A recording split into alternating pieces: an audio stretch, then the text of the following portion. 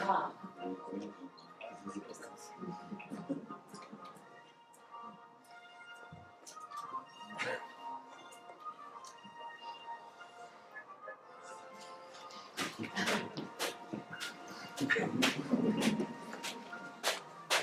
Oh, mais qu'est-ce que c'est que ce bordel? José, il est mort, ils sont en train d'écraser les géraniums. Non, pas les géraniums. Qu'est-ce que vous avez là? Vous deux à vous battre comme dominos là, avec vos lampes à mouche. Et pourquoi il y a Robocop dans mon jardin? Mais c'est l'été, enlève-moi ton armure. Et puis c'est pas poli.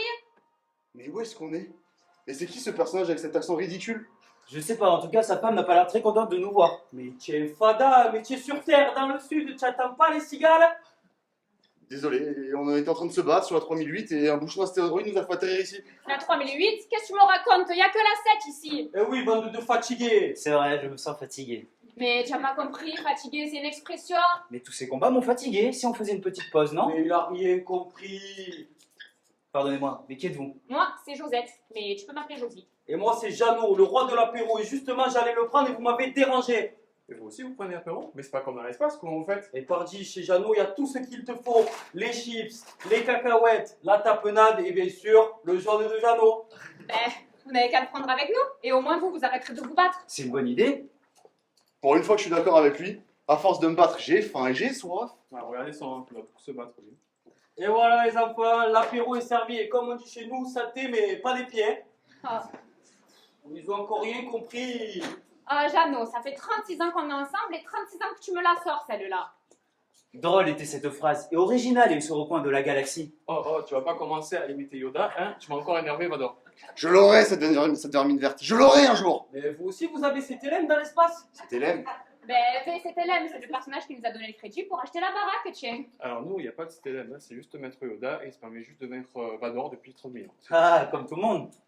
Ah non, hein, vous n'allez pas recommencer, hein. Donc comme il vous a dit Jeannot, sur ce plateau, vous avez les chips, les cacahuètes, bien sûr son jaune et de la tapenade. De la tapenade. Mais tu connais pas la tapenade, mais les gars, il est vraiment à l'ouest celui-là. La tapenade, c'est un produit de chez nous, soit à base d'olive ou de crème de légumes, et tu mets ça sur des petits toasts. Délicieuse a l'air d'être cette tapenade. On va recommencer, là. Bah, vous n'en avez pas chez vous? Pas du tout. Bien sûr que si, on en a. Pendant tout le voyage, je sais qu'on allait s'ennuyer, je vous en ai ramené. Qu'est-ce que c'est ça? Des billets pour l'apéro et pourquoi pas des roues carrés? Tiens, regarde-moi ça, Josie. Je peux goûter? Bien sûr. C'est bon, mais c'est à quoi? C'est ma création. Jus de carotte curry, jus de tomate, origan, basilic et parmesan. Jeannot, ça me rappelle les saveurs de nos voyages en Inde et en Italie, tiens. Donc toi tu cuisines maintenant? Ouais, pendant que je prenais la clé, je m'occupe. Le côté obscur est donc meilleur en cuisine qu'en combat. Bon, alors, on se le voit cet apéro? Allez. Bon. Les gars, franchement, l'apéro, c'est pas des blagues et là vous rigolez trop. L'apéro, c'est pris par 89% des Français et en premier par mois. Il y a plus de 2 milliards d'occasions par an. Et oui, on sait faire la fête chez nous. Et ça se voit que c'est un passionné ce Jeannot. Ça semble être davantage qu'une passion, presque une religion. Comme l'OM. Bien dit, ça va Josette. Le quoi? Oh là là, mais ils ont été bercés contre un mur, Oh, ben là, t'as ceux-là. totalement raison, vous connaissez pas l'OM les gars. Ah. Donc si j'ai bien compris, notre produit serait sur le marché de l'apéro. Mais dans quel segment? Ben, celui des tartinables. Le marché des tartinables, c'est 122 milliards d'euros pour 5 millions d'euros pour 5% des parts de marché. Il n'y a quasiment que des acteurs régionaux sur ce marché et la demande, elle est en constante hausse. Mais ça marchera jamais. Il a des idées archi nulles ce Stormtrooper. Bon, écoutez, Robocop, calmez-vous. Figurez-vous que selon des études, 95% des consommateurs de tartinables sont ouverts à l'innovation. Et pour 40% d'entre eux, l'offre actuelle est redondante tant sur le goût que sur la forme. Et toc, il va fermer son clapet, le Vador. Toujours négatif celui-là. Oh mon ami, décoince-toi quand même. Si vous savez ce que je subis depuis des années et des années, je suis né dans la mauvaise galaxie. Le pauvre. Bon, vous voulez que je vous donne la recette? Oh que oui. Jus de légumes, agar-agar et des épices. Et puis c'est tout. Et puis c'est tout. Et puis c'est tout. Eh ben ça change de tous les A et les E qu'on a sur nos étiquettes. En plus, les consommateurs de l'apéro, ils sont de plus en plus à la recherche de produits avec le moins d'ingrédients possible. Oui, mais Jeannot, t'es gentil, on sait pas les fabriquer. Et c'est facile, il suffit juste de faire des jus de légumes, ensuite on les fait chauffer, ensuite on les filtre, après on les dépose dans les mélanges d'huile neutre froide, et après ça fait des billes. Moi, je connais les machines. Une doseuse électronique pour les quantités, un encapsulateur B335 pour créer les billes et une twist-off pour fermer les pots hermétiquement. Mais ça représenterait un investissement de 78 000 euros.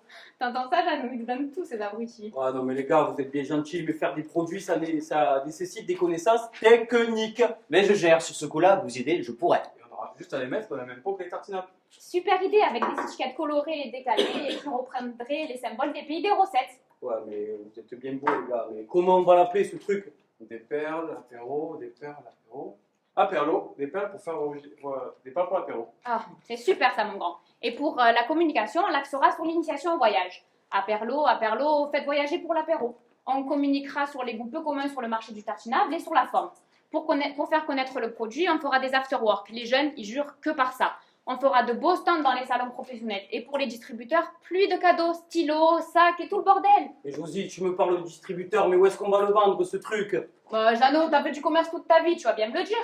Alors, figurez-vous qu'à chaque fois que je vais faire les courses, c'est toujours le bordel et c'est pour ça que c'est Josie qui y va. Un coup, je trouve mes tapenades au rayon bio, l'autre aux produits régionaux et un coup avec les tartinables. C'est jamais la même chose. Donc, on le vend en grande surface aux indépendants et on préconise une véritable stratégie d'implantation où on regroupe toute l'offre apéritive, les chips et les tartinables.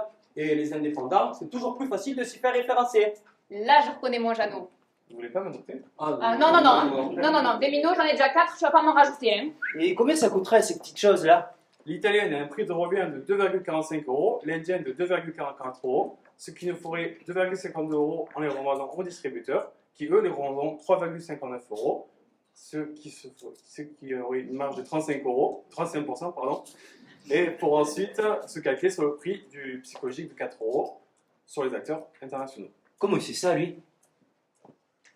Il faut savoir que j'ai bien été programmé. Hein. C'est pas ça, Michel? Ouais, moi c'est Jeannot, mais si, c'est ça.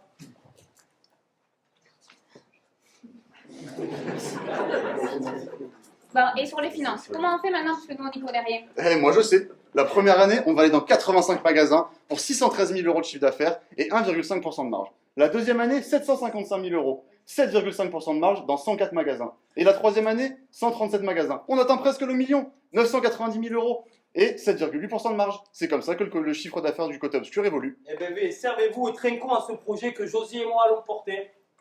Pour Aperlo!